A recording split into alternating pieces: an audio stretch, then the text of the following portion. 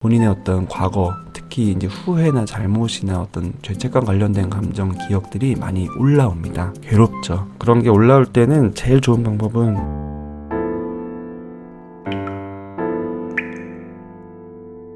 제 삶이 행복하게 느껴질 때도 있지만 남편이 조금만 서운하게 하면 마음이 크게 무너집니다. 잘 생각해보면 결국 제가 문제라는 생각에 매일 밤마다 눈물이 나요. 우울증일까요? 뭐 우울증일 수도 있고 아닐 수도 있지만 어쨌든 마음이 힘들어지면 공통점이 뭐냐면 내가 내 탓을 해요. 내가 내 탓을 하는 게 진짜 내가 잘못해서 내 탓을 하게 되는 경우도 있을 수 있지만 심리적으로 힘들어지면 공통적으로 내 탓을 하게 돼요. 사람이 가지고 있는 본능인 공격성을 조절할 수 있는 능력이 사람에겐 있지만 심리적으로 너무 힘들어지게 되면 그 능력이 떨어져서 공격성이 막 올라옵니다. 그 공격성이 나를 향하는 게 내 탓하는 거고 자책하는 거고 죄책감 가지는 거고, 그래서 심리적으로 힘든다는 증거일 가능성이 아주 커요. 그래서 내가 잘못했구나 라고 생각 들겠지만 그럴 때 오히려 내가 많이 힘든가 보다, 나를 회복하기 위해서 집중하시는 게 오히려 해결되고 좀 더 나아질 기회가 될 수 있을 것 같습니다. 면접 보러 가서 아무것도 안 하고 뭐 했냐는 말을 들 때마다 감정 조절도 힘들고 멘탈도 확 무너져 버리는데 조울증과 불안장애가 다시 오는 것이 아닐까 걱정됩니다.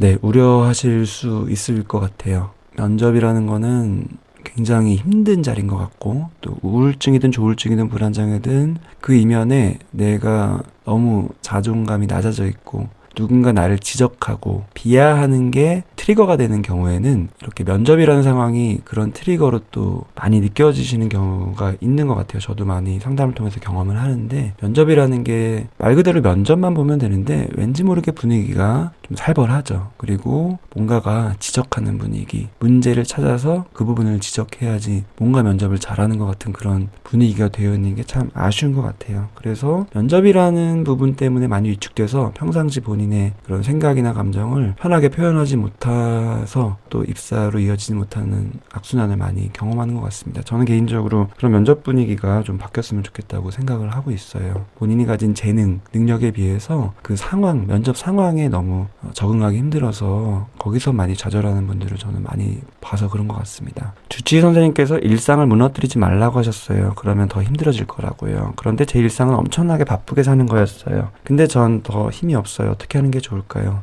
예, 보통은 이제 주치의 선생님 말씀이 맞아요. 가급적 일상을 지키는 게 오히려 회복에 더 도움이 되는 경우가 많습니다. 근데 단서는 가급적이에요. 지금 말씀하시는 것처럼 나의 일상이 너무 바쁘고 내 여유가 없는 것이어서 그것 때문에 내가 이제 번아웃이 되고 또 우울증으로 이어지고 한 경우에는 그 일상을 조금 수위 조절할 필요는 분명히 있습니다. 그런 부분을 꼭 상의해 보세요. 주치 선생님이 보통 하시는 말씀은 직장 다니던 분들, 학교 다니던 분들이 심리적으로 힘들어지고 또 우울증이 찾아오고 하면은 내가 하던 거를 다 끊는 경우들이 있어요.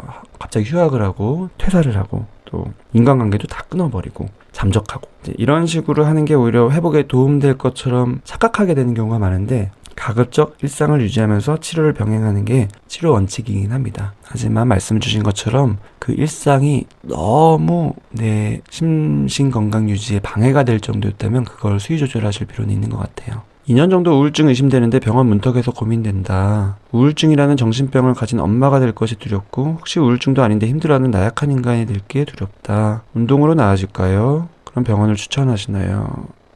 우울증이 맞다면 병원을 가시는 게 맞아요. 운동으로 나아질 수도 있는데 약한 우울증에 해당되고, 진짜 우울증이면 운동을 하기가 힘들어요. 그게 이제 딜레마입니다. 그리고 내가 우울증도 아닌데 괜히 내가 힘들어하는 건 아닐까, 이런 고민은 우울증인 분들이 정말 많이 하는 고민이에요. 왜냐하면 나 자신에 대한 확신이 떨어지는 것 역시 우울증의 증상이라서요. 그리고 우울증이라는 정신병을 가진 엄마가 될 것이 두려워서 이제 좀 회피하게 된다는 것 역시도 충분히 이해되고 공감은 되는데, 사실은 우울증인 엄마가 아이한테 지장을 주지 않고요. 우울증이 방치되는 엄마가 아이한테 지장을 줍니다. 인지, 정서, 언어 발달, 신체 발달 모든 영역에서요. 그리고 우울증을 빨리 발견하고 빨리 치료받으면 아이한테 아무 문제 없고요. 자살한 주변인들이 했던 말이나 기억들 때문에 한 번씩 너무나 괴롭고 힘들어요. 어떻게 견뎌야 할까요? 임신 중이라서 감정이 불안한 걸까요? 네, 말씀하신 게 다 가능합니다. 임신 중일 때는 호르몬 변화 때문이기도 하고 또 임신이라는 것 자체가 너무 불안한 상황이에요. 본인이 불안한 거를 외면하시거나 억누르실 필요가 없고요. 그래서 많이 불안해서 많이 의지하고 싶을 때입니다. 그럴 때 당연히 감정이 불안해서 이전 일들도 많이 떠오르고 본인의 어떤 과거, 특히 이제 후회나 잘못이나 어떤 죄책감 관련된 감정, 기억들이 많이 올라옵니다. 괴롭죠. 그런 게 올라올 때는 제일 좋은 방법은 내가 믿을 만한 사람한테 그런 모든 감정과 생각을 털어놓는 거예요. 가장 좋은 건 남편이죠. 뭐 친한 친구일 수도 있고